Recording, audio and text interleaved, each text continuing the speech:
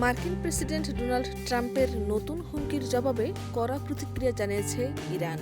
দেশটির পার্লামেন্টের স্পিকার ও প্রধান আলোচক মোহাম্মদ বাঘের গালিবাফ বলেছেন, ইরান যদি তেল রপ্তানি করতে না পারে তাহলে এই অঞ্চলের অন্য কোনো দেশও তেল বিক্রি করতে পারবে না।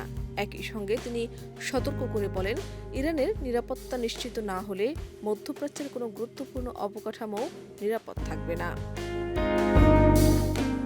22 জুলাই সামাজিক যোগাযোগ মাধ্যম এক্সে দেওয়া এক পোস্টে গালিবাফ বলেন, বর্তমান পরিস্থিতি এখন সব অথবা কিছুই নয় পর্যায়ে পৌঁছেছে। তিনি দাবি করেন, হরমুজ প্রণালীর নিরাপত্তা যুক্তরাষ্ট্রের সামরিক উপস্থিতি ছাড়াও নিশ্চিত করা সম্ভব এবং সাম্প্রতিক সংঘাতের পর আগের পরিস্থিতিতে আর ফেরা সম্ভব নয়।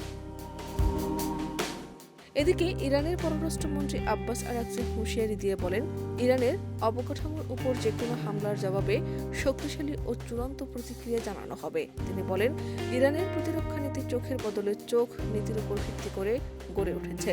পাশাপাশি যেসব দেশ এ ধরনের হামলায় সহায়তা করবে তাদেরও বৈধ লক্ষ্যবস্তু হিসেবে বিবেচনা করা হবে বলে সতর্ক করেন তিনি।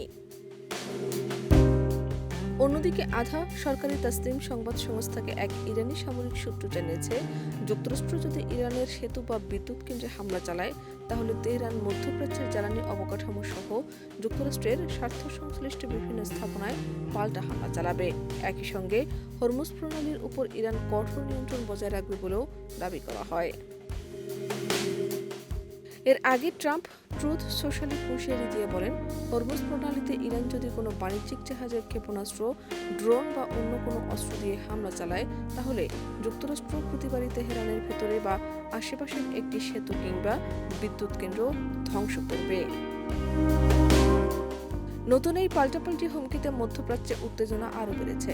বিশ্লেষকদের আশঙ্কা, পরিস্থিতি দ্রুত নিয়ন্ত্রণে না এলে বিশ্বের অন্যতম গুরুত্বপূর্ণ জ্বালানি সরবরাহ পথ হরমুজ প্রণালীকে ঘিরে নতুন করে বড় ধরনের সংঘাতের ঝুঁকি তৈরি হতে পারে। শাহনাজ পারভীন, দেশ রূপান্তর।